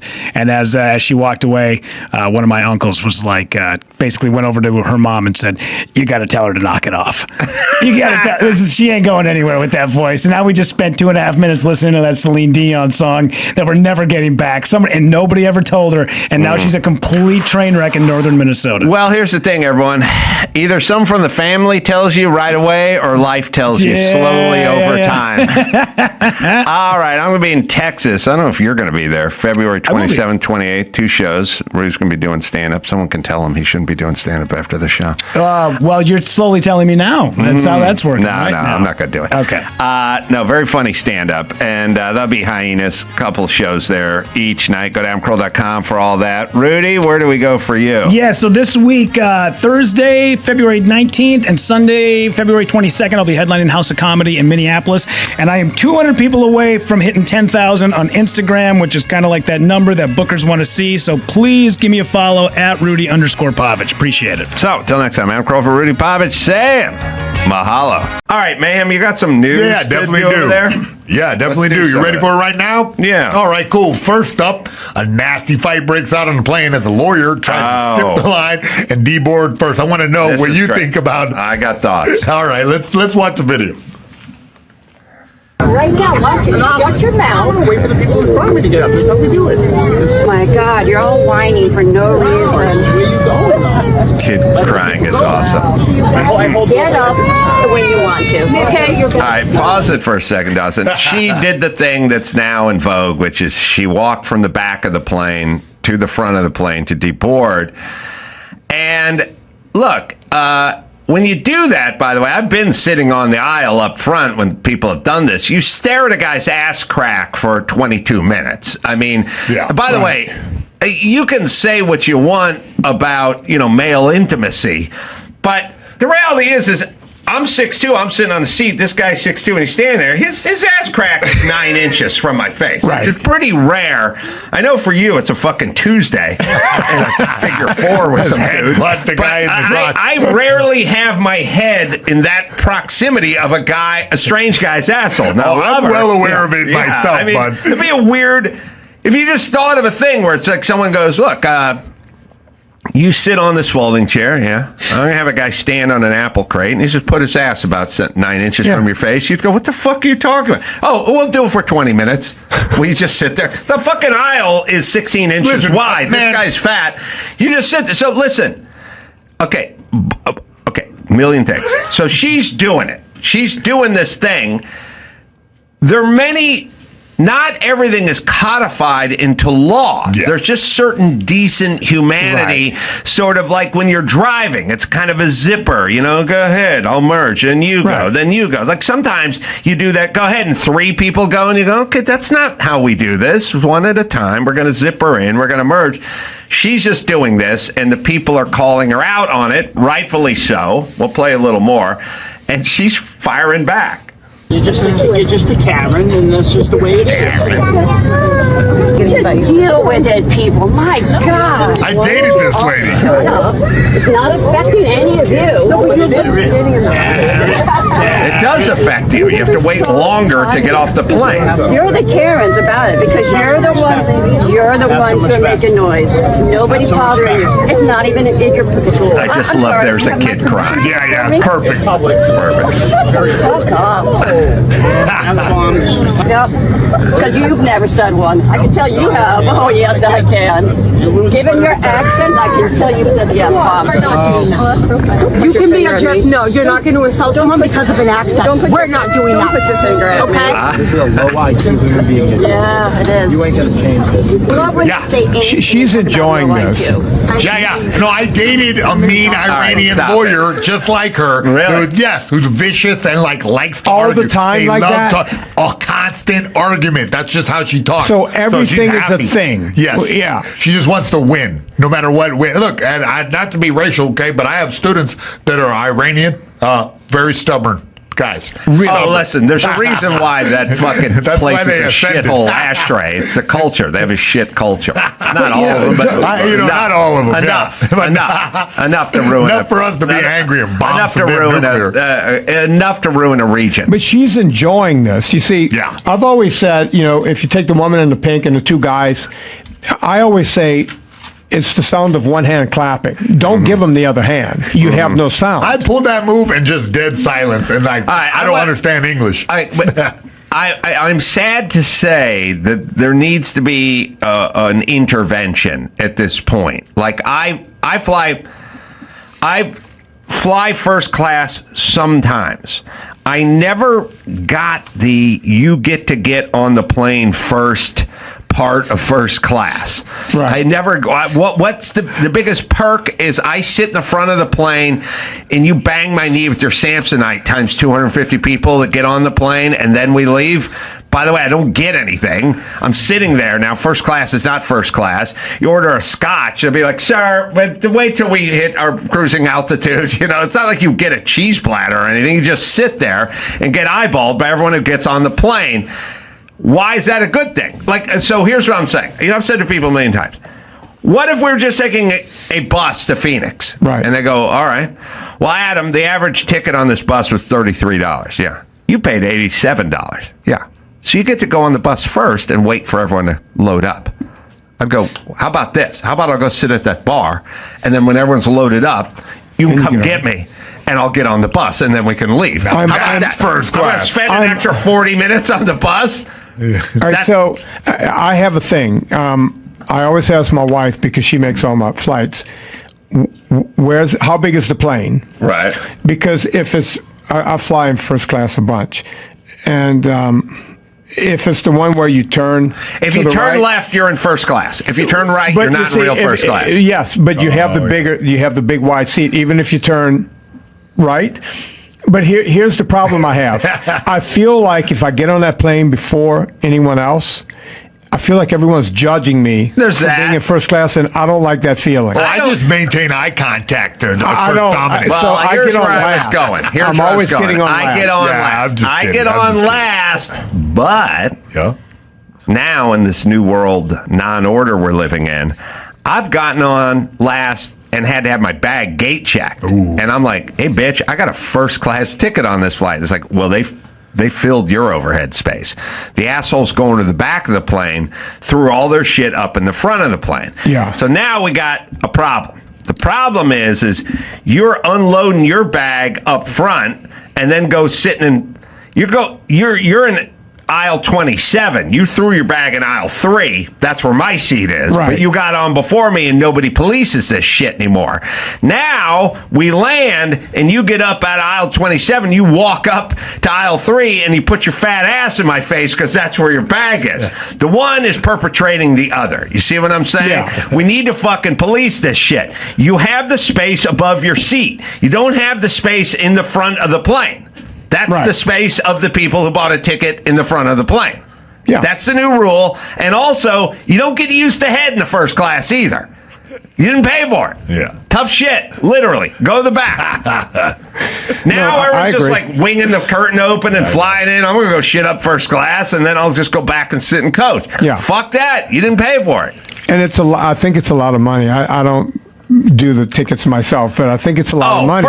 First class, it kind of depends, but what people don't really get about the first class is like other forms of life are sort of like you go out to eat, you go to a decent restaurant. The burger's $26. All right, well, how much is the steak? Well, the flank steak's $49. Okay, what's the filet mignon? That's $51. It's just kind of incrementally moving up the list. First class, you can fly first class. You can fly coach to New York for $289, and you go, what's the first class? That's $3,300. Like it's I don't think I'm paying that. It's for not first class. twice. It'll vary, and it can, and sometimes it's a little bit more, but that's when you turn right, and it's a smaller plane. Yeah. But if you want to fly to New York and you want to turn left, you're not talking about $2 2 or 3 times what Coach is. You're talking about 9 times what Coach is. I might have to have a talk with my wife. It gets crazy. Yeah. Really? Well, I mean, I don't know what things cost. Oh, no, you just crashed his budget today. If she's a good woman, then she'll say, I used your mileage to upgrade you or something. Yeah, that's what she tells me all the time. It's like, we have so many miles because of your She's trying to get you to shut up.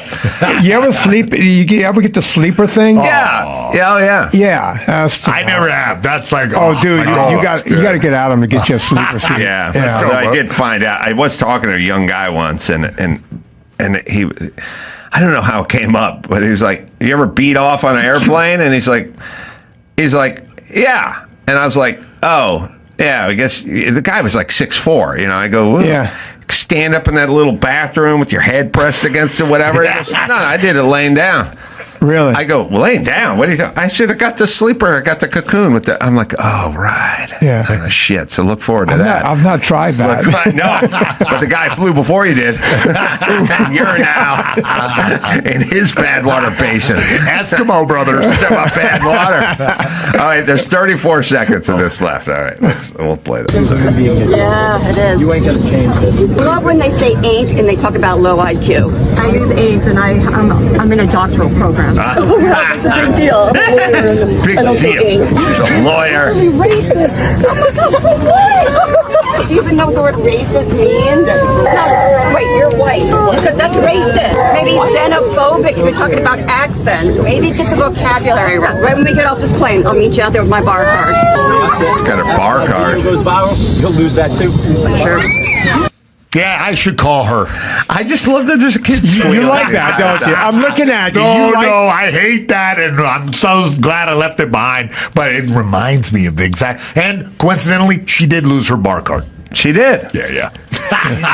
Well, look, here's the new world order at the airport. If people can fly with their dogs, they'll fly with their dogs. Dignity's dead. Dignity hit some rough air, hit the side of a mountain, and burst into flames years ago. So there is no more dignity at the airport. All right. There's only strict enforcement of everything now. There's no more, we're taking anyone's word for anything. There's dogs at the airport. There's poop all over the airport. We need stringent regulations and enforcement. Sorry. We never thought we'd come to this place in a society where we had to say you can't throw the bag up top, you can't shit up first class, you can't get up early and go walk to the front of the plane. We get off in the order that you're seated in, but we're going to have to start. That's where we're at. And the problem is they decided somewhere along the way, sort of 9/11, around 9/11, and then COVID kicked it into a different realm. We decided that the stewardesses or the flight attendants or whatever, now they're always like, we're here for your safety. We're here for your safety. Yeah, you're not here to do shit. It'd be like if you went to a restaurant, you sat down in a booth and you just went, "Can I get a martini?" "I'm here for your safety." And you went, "Right. Yeah, I want a drink though." "Yeah, well, mainly here for your safety." And I'm like, "Okay, I'm feeling pretty safe. I'd like a drink and some appetizers. I'm here for your safety. But let me check on the drink. It might take a while." That's kind of what it's turned into. They used to be there to bring you shit. Right. Now they're here for your safety. So now here for your safety. No more enforcing anything. No more bringing you shit. No more anything. And so there's nothing inherently dangerous about any of this activity. And they just back off. Plus, no one will talk about it, but there's a weird classism thing that we've all freaked out about, which is I go, "Hey, I pay an extra $1,000 for this ticket. I don't want that fat ass from Coach coming in here and shitting on my head." And they're like, whoa, it sounds pretty elitist to me. That's like, that's just math. It's like I go to the casino, I go in with the whales, I do a lot of gambling, I get a comp room. Absolutely. That's just how life works. That guy fucking playing nickel slots, he doesn't get a comp room. Why do you get a comp room? I get a comp room because I paid. But it's basic meritocracy. If you work hard and you have extra money and you want to have something, you want to have it. It doesn't make you a bad person. When did that become a bad thing? Oh, let me tell you. I'll tell you when it became a bad thing. It's all our fault. It's not the poor people. It's not the dumb people. It's not the lazy people. And it's not the politicians. First off, politicians just lick their finger and go, "Which way's the fucking wind blowing?" Right. What are we talking about? Black Lives Matter? Yeah, okay, I'm down with that. What is it again? What's it stand for? What? Ivermectin. Yeah, what's that? Horse paste? Oh, yeah, okay, whatever. I'll just say whatever the fuck I'm going to say. Right. I don't care. I don't care. But this started a long time ago. And we started to kind of realize that rich people, it started in the 70s, but I wrote in one of my books that would, a son, there was in America where a father went on a walk with his son and saw a guy go by in a big Mercedes up to the hill, up the top of the hill of the house. And the father said to the son, "That's Mr. Jenkins. He's a successful businessman. He studied hard in college and he built a business for himself. And you know what, son? You study hard. You start a business. You work hard. One day you're going to have a house on the hill and a Mercedes Benz." That's what we used to do. Now the guy passes him the Mercedes up the hill, big house on top of the hill, and the dad says to his son, "Go find a rock so we can throw it at Mr. Jenkins' Mercedes next time he drives by." But why? When give me the why. Okay, I'll tell you why. Because I grew up wanting to be Mr. Jenkins. Me too, and I'll tell you exactly why. There are many more poor people than there are Mr. Jenkins. But that was the thing back then too. Right. But you have to take a look in the mirror and go, why is Mr. Jenkins successful? Like, okay, I work almost every weekend. They go, "Well, you got money?" Yeah, I work fucking Friday night, Saturday night. I work every weekend.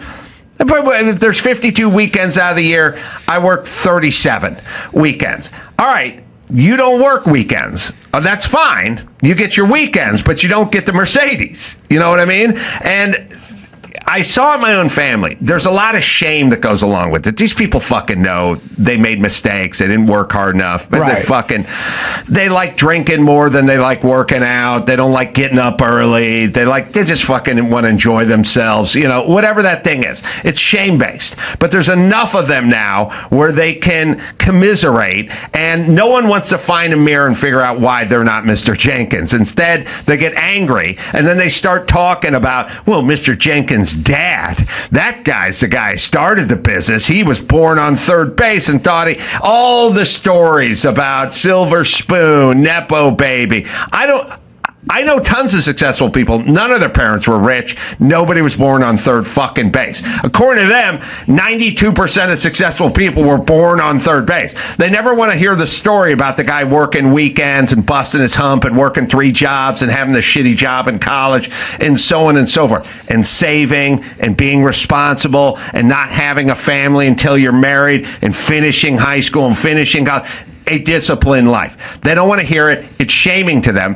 Politicians realize there's a lot more fucking lazy-ass dumb fucks than there are Mr. Jenkins. And by the way, my mom's lazy vote would cancel out Mr. Jenkins. Right. So when Gavin Newsom is making a speech, he's talking about the poor people, the brown people, the people that don't have a chance, that can't get a leg up. There's systemic racism. There's, they're impoverished people. There's systemic this and that, income inequality. And then the dumb people are going, that guy's getting my fucking vote, not the hard work and discipline guy over here. That's when it started. It's been going on for a long fucking time. And the reason I know it's been going on for so fucking long is I had a very unpopular saying I would do on Loveline. For me, it's easy. I've been speaking to a microphone for 30 years. So I just go back and go, Drew, what was I saying in 1997, 1996? One of the things I used to say all the time is I go, I'm a millionaire. Literally a millionaire.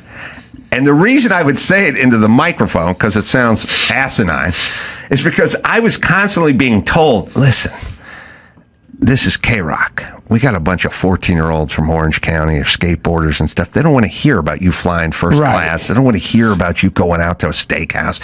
You got to pretend to be one of them. You'll get their vote, meaning they'll listen if you think they're them. I go, I'm not them. I'm funnier than they are. That's why I'm a millionaire. So I would go and I would make a joke about it and no one else would do it. I just go, I'm a millionaire, Drew.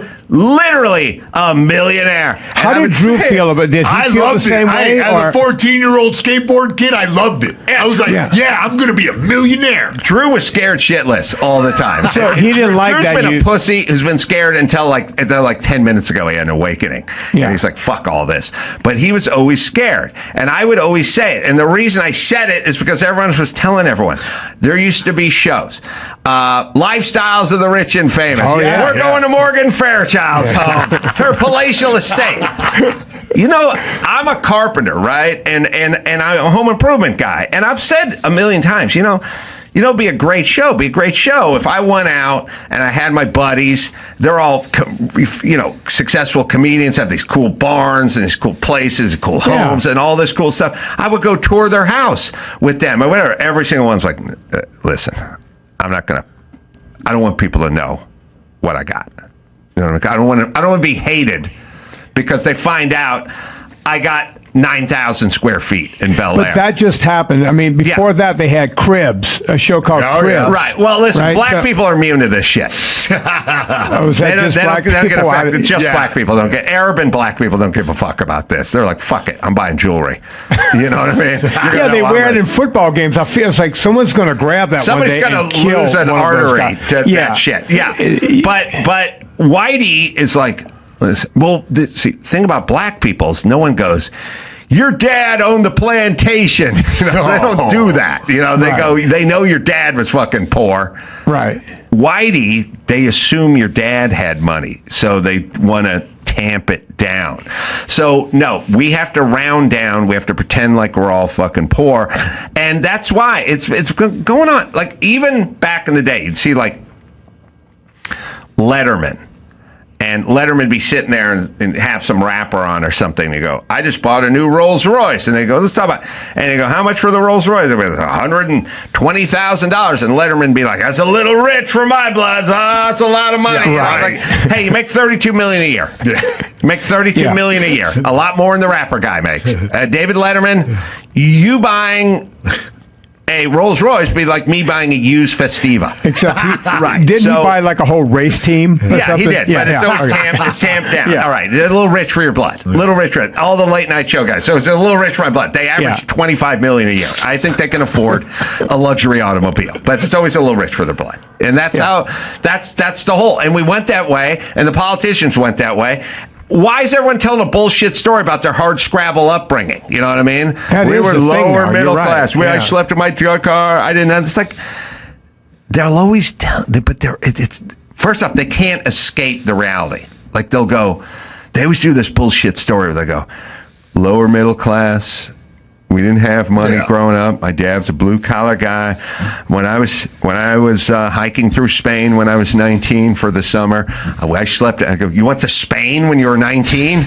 Well, yeah, but I didn't stay at the Four Seasons. It's like, you went to Spain. That's enough. Yeah. My first semester at Duke, it's like, okay, you went to Duke. You're not poor. You're not fucking poor. Stop. I think it's a little bit more impressive when somebody who comes from wealth can make it to the next level on their own, because the realization that you have money when you're like 14, 15, your family has it, you can kind of do whatever you want now. Once your brain forms, it's more impressive when somebody ascends from third base to home run. Listen, I'm more impressed. I agree with you. Like, Donald Trump's dad did real estate, did commercial real estate. I don't know, he did apartments in the Bronx or something. Right. And then he picked up that business and he moved it to Manhattan. He built skyscrapers. Right.